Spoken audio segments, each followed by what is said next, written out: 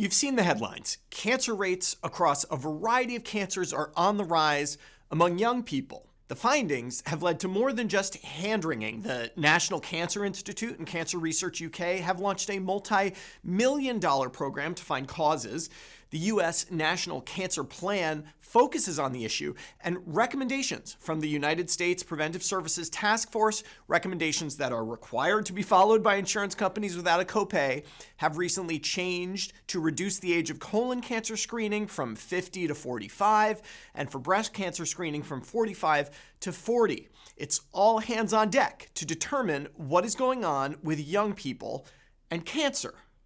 But according to a new special investigation in JAMA Internal Medicine, the rising incidence in early onset cancer might be fake.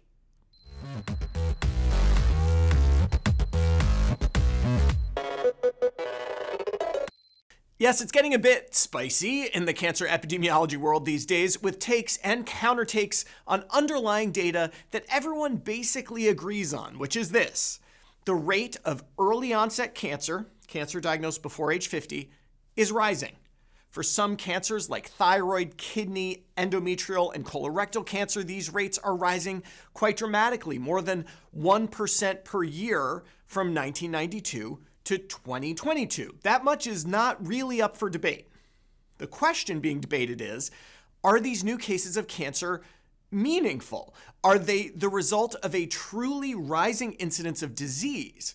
Or are we just getting better at detecting disease that in prior years we would have missed? And they wouldn't have mattered anyway.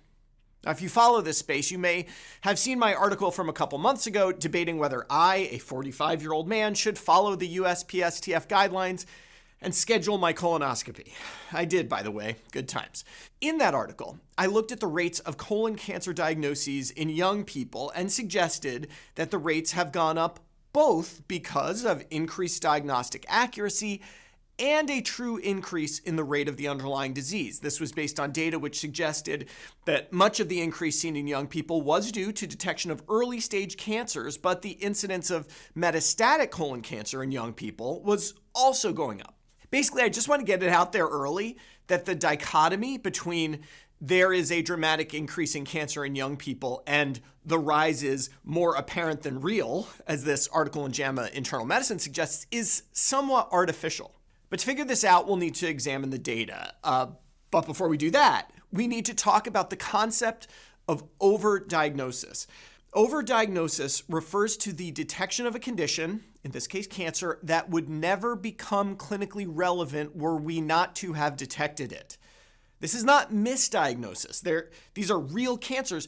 They're just cancers that never would have mattered. The idea actually started with autopsy studies. For example, studies show that 60% of men above age 79 who died from other causes had prostate cancer identified on autopsy. These are cancers that didn't cause an issue. Had they been diagnosed before death, they would have been overdiagnosis.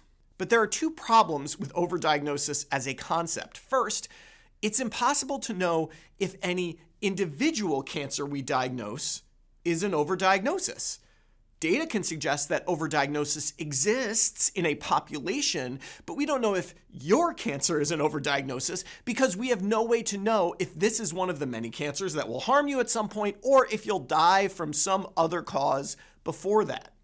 The other problem with overdiagnosis in early onset cancer is that, well, overdiagnosis has often been associated with older age. The older you are, the more likely you are to die from something other than the cancer.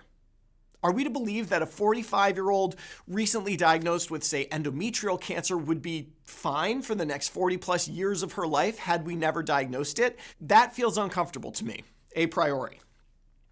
But let's give the paper its due. The authors cite a few lines of evidence to argue that the increase in the 8 cancers most rapidly on the rise in young people, shown here, represents overdiagnosis rather than a meaningful increase in disease. The central argument is simple. It goes like this. The observed mortality rate from a cancer is driven by the true rate of the disease times some mortality rate of that particular cancer.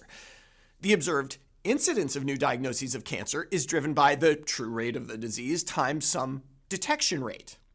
They note that incidence has gone up dramatically, but the mortality rate from these cancers have not. That's true. Let's compare that graph of the increasing incidence rate of those 8 cancers with this one, showing the mortality rate from those cancers. Pretty darn flat. If the true rate of cancer was rising, the authors argue, mortality would go up. If we're simply ramping up the detection rate, then mortality would remain flat. Mortality did remain flat, therefore we are catching cancers. That would never be a problem. I see the logic, but a couple thoughts immediately come to mind. First, this assumes that our treatments for cancer haven't improved over the last 3 decades. They clearly have. The advent of immunotherapy alone has dramatically changed the landscape of cancer care. Maybe more people are getting cancer, but we're getting better at treating it. A standoff, so to speak. The authors acknowledge this idea but dismiss it, saying, quote, "For these opposing forces to align so precisely seems implausible." That's very much a judgment call. It's also worth noting that it's not like mortality rates are perfectly stable. There's always quite a bit of wiggle. So it's not like these forces need to balance to some absurd degree. It is quite possible that as cancer incidence has truly increased, we have kept pace with improvements in therapy. It's also possible that there has been a true increase in disease, but the increase is in less deadly cancers, driving down the overall mortality rate. But less deadly doesn't mean unimportant. Overdiagnosis occurs when the thing you diagnosed would never become clinically relevant. And there's plenty of clinically relevant consequences of cancer in a young person that fall short of mortality. In other words, there may be real value in identifying and treating cancers in young people that, while they may not lead to outright death, would lead to significant morbidity.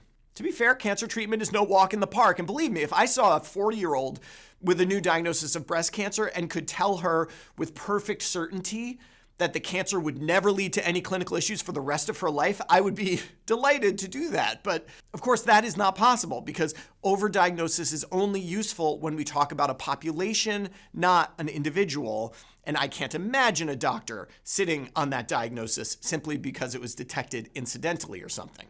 We should also consider the possibility that early diagnosis leads to better treatment.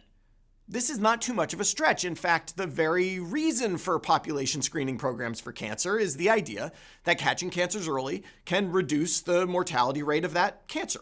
The authors acknowledge this possibility too, but state that if we are catching important cancers earlier, why don't we see a balanced reduction in later stage cancers? Shouldn't an increase in early diagnosis lead to a reduction in, for example, metastatic disease? We don't see such a reduction, but if the underlying cancer rate is increasing, the metastatic cancer rate might be increasing as well, offset by the increased early diagnosis. In other words, this is complicated, but I'm not ready to write off all the epidemiology here as spurious. Now, the authors lean heavily on 2 cancers where there is quite a lot of evidentiary support for overdiagnosis: thyroid and kidney cancer. Rates of both of these have skyrocketed due to increased screening for the former and increased detection in the setting of increased abdominal imaging in the latter. Meanwhile, mortality is flat. These poster children for overdiagnosis are a bit special, though. They are notoriously slow-spreading cancers, for one, and tend to invade locally long before they metastasize. That's not the case for other cancers on the list of the 8 fastest increasing in this study. To be fair, when it comes to colorectal cancer, the authors came to the same conclusion I did a couple months ago. Here, there actually has been an uptick in mortality, and so they buy that while some of the increase is overdiagnosis, some reflects a true increase in the incidence of the disease. So I guess I still have to get my colonoscopy. In short, I think this paper overstates its conclusions, and I worry about statements like this, quote, "Searching for biological causes for rising incidence in cancers without evidence of a rise in clinically meaningful cancer is bound to be unproductive. Chasing potential exposures is not just a waste of time, but also diverts funding, talent, and attention from addressing more important issues affecting young people in the US." That is a very strong position to take, and again, presents a false dichotomy. We can acknowledge issues with too much screening and incidental findings, while also acknowledging that there are likely exposures that are truly increasing cancer rates in younger people. And studying what those exposures might be, obesity, pollution, stress, and so on, can be done right alongside studying all the other important issues young people face, like loneliness, drug and alcohol abuse, and not being able to afford a home.